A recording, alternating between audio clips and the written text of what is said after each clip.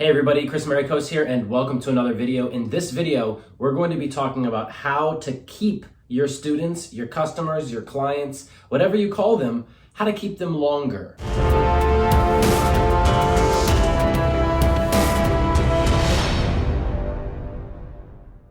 As we all know, getting a new client is just half of the battle. After that, you need to keep them. You want them coming back for more and more, especially if you have a product that recurs every month, every few months, or every year. So how do you keep students and clients and customers coming back and buying from you again and again? Well, in today's video, we're going to talk about 5 strategies for increasing your client retention. And the first thing that we need to talk about is, what's the difference if I say student retention or client retention? You see, a lot of people who are in teaching professions or in businesses related to teaching, they think only about student retention. They only think about students because they have limited themselves to being just a teacher and having just students. And that's not really what's happening, right? The reality is that when you become an independent teacher, when you sell your teaching services, you're actually a business. And a lot of teachers have the trouble of changing their mentality to thinking like they're in a business, they're operating a business, they own a business, instead of just thinking that they're a teacher who delivers some kind of lessons and has students who just learn from them. You see, it's a lot easier psychologically for us to divide the two in the middle, to say, I don't do those business things because I'm a teacher, and I do all of these teacher things because that's what I do, that's my profession, right? But this is a big limitation that you don't want to place on yourself.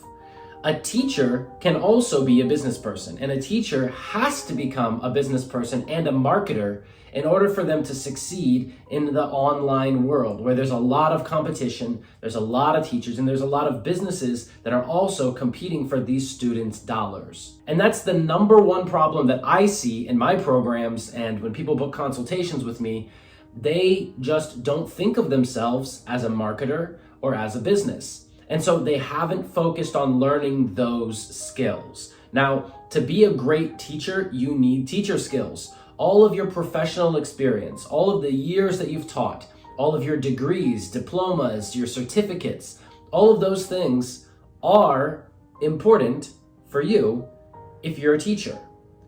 How important are they to your students?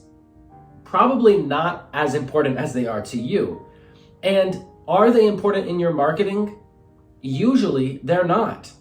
If you don't have a degree, if you don't have a diploma, if you don't have a certificate, if you don't have years of experience, you can still sell teaching services. You can still sell educational products and information products on the internet.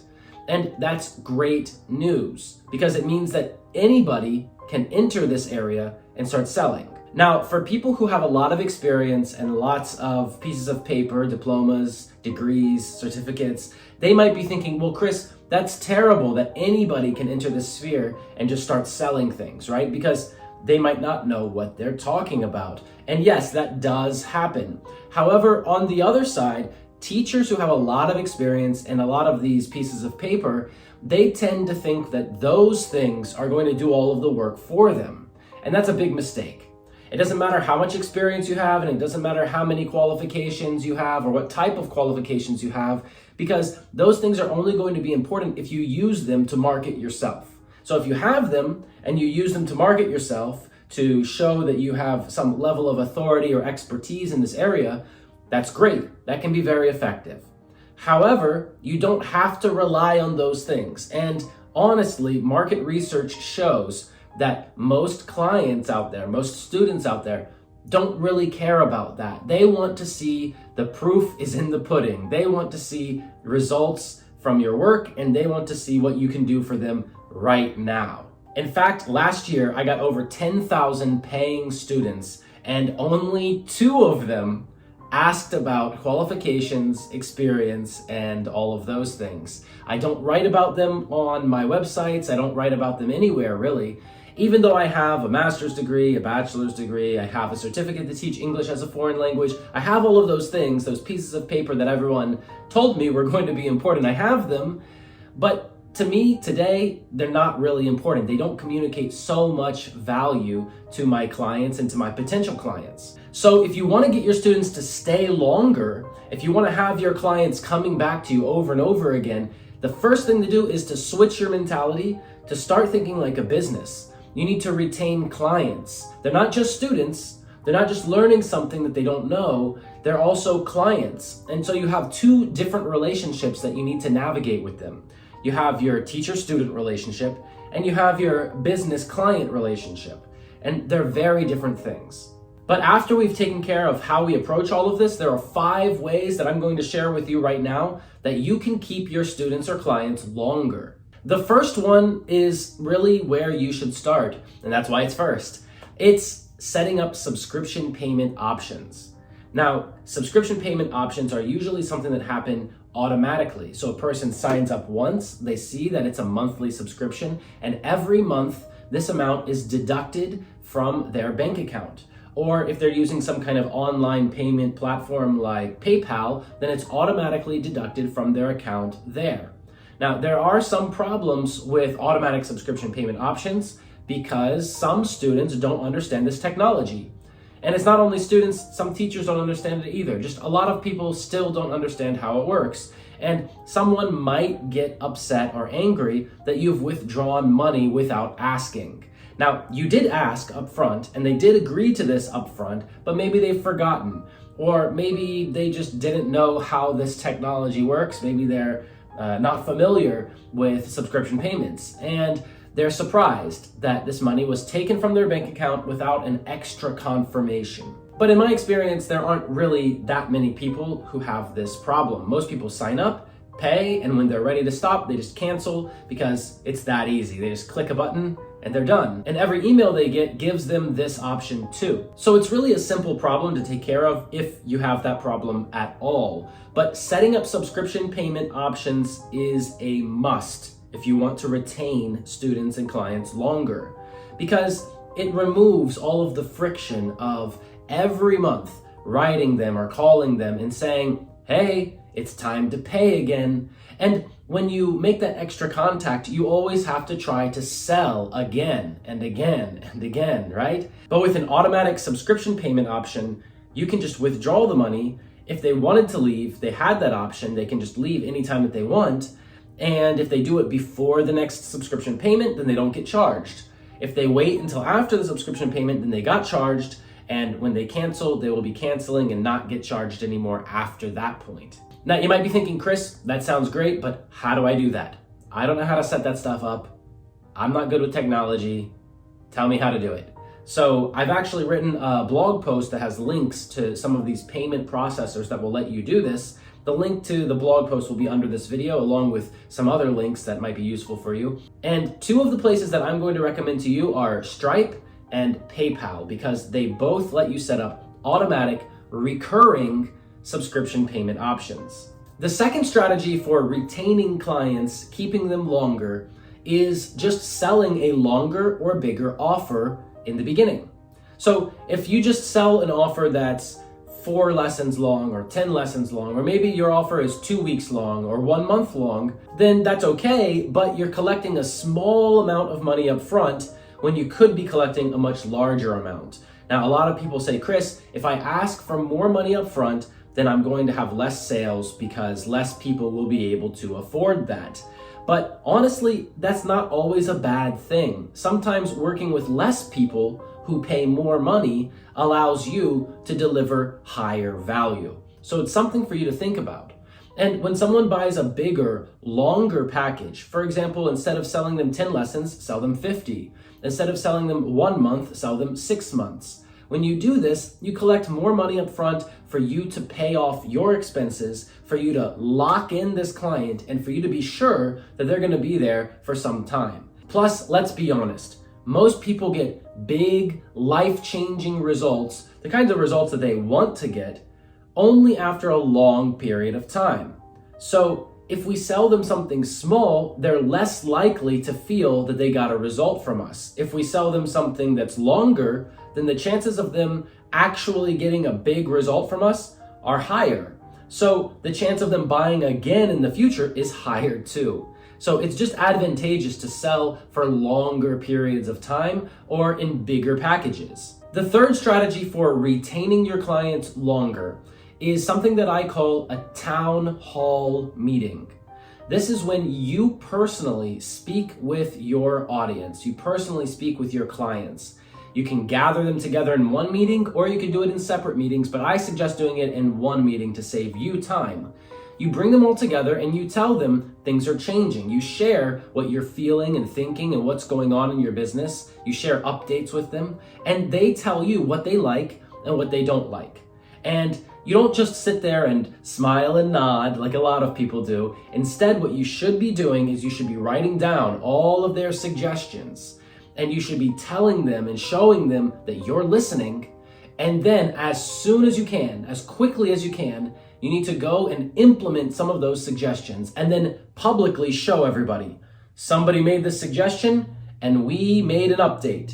We listened to our clients. That's what we're saying, right? We're making a deeper connection with them because they know that if they speak to us, they make suggestions to us, they tell us what they like and don't like, that we're going to listen. And that's huge for building our relationship with those clients. In fact, psychologically, what happens in this situation? If the client told us that they wanted something and then we delivered it, we did it, we took action on their suggestion, then that client is going to start to feel a personal connection to this aspect of our program, to this aspect of our course, and to the program or product that we're selling in general, because now they have helped us create it. And this is such a powerful bond to make with our clients, for them to feel that this is their program, that this is their product, that this is their course, and that they have control over it. This keeps them from leaving because you don't want to give something up that you've influenced and you've been a part of building. So this is a great strategy for keeping people longer. Just listen to them. The fourth way that I suggest keeping clients longer is by offering bonuses. You might give them a bonus every 10 days or 15 days or 5 days. But the point is that we want to give them added value, something extra that they didn't expect before the next subscription payment or before the next offer, the next time that we try to sell to them. If we want to keep them around for months and months, then we need to show them that it's getting better and better.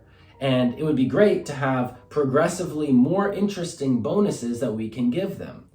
And you want to remind them that you're giving them extra value, that you're going above and beyond before they have to make the decision to pay again. You can even announce it to them and tell them that they're going to get a special, exclusive, unique bonus that only people who stay to the second month or the third month or the fourth month, that only those people get. And in this way, you're encouraging them to stay a little longer. Stay until the next month. See if you like this huge bonus that we're going to have. If you don't like it, you can still quit, but I think you're going to love it. When we speak like this with our clients, then they're encouraged to stay a little longer, to see what else happens, and they want to be pleasantly surprised by what you're going to do. And that really ties into strategy number 5, which is underpromise and over-deliver. We could probably say that all of the other strategies are wrapped up into this one, because when we offer bonuses, when we offer town hall meetings, when we do all of that extra stuff that we didn't promise them in the beginning, we're over-delivering. And overall, this is the main strategy that you want to take, the main mentality that you want to have when you're trying to keep your clients, students, or customers. You want to promise something that's good enough for them to buy, and when they make that purchase decision, they expect that that's what they're going to get. But then after they've already purchased it, after they've already done that, and now they're comparing the reality to their expectations, that's when we want to hit them with over-the-top value. We want to over-deliver. We want to give them more than what we've promised, because that's going to show them that we're really invested in them getting huge results. It's not just about this agreement that we've made, right? It's not just about the list of features on the website and the amount of money that they've paid. These two things do not have to be equal. They can pay $50 for thing A and then also get thing B and thing C included for their $50 instead of us trying to charge them extra for every little piece. This really develops a bond with our clients and they become very confident in our business and in what we're doing overall. And it also tells them that in the future, we are likely to over-deliver again. So even if we have an offer that doesn't look so attractive, people might be interested to buy it if they've already been through one of our other programs where we've over-delivered. They might think, well, that's what he's offering now, but he's probably going to add a lot more. If you use these 5 strategies and you focus on becoming a marketer and a business person and not just relying on your teacher skills, then you will succeed in keeping your students, your clients, your customers longer. Teacher skills are important for the classroom, and teacher skills are important for product delivery, service delivery. But marketing and business skills are important for dealing with clients, for finding new clients, and for keeping your current clients longer. Thanks for watching this video. I hope you found it useful, and if you did, press like, press subscribe, and leave a comment down below if you have any questions. In the description to this video, you'll also find a link to book a consultation with me if you have any other questions about this. You can also go over to my website and join my free 7-day training about how to start your own business selling what you know. Thanks again, and I will see you in the next one. Bye-bye.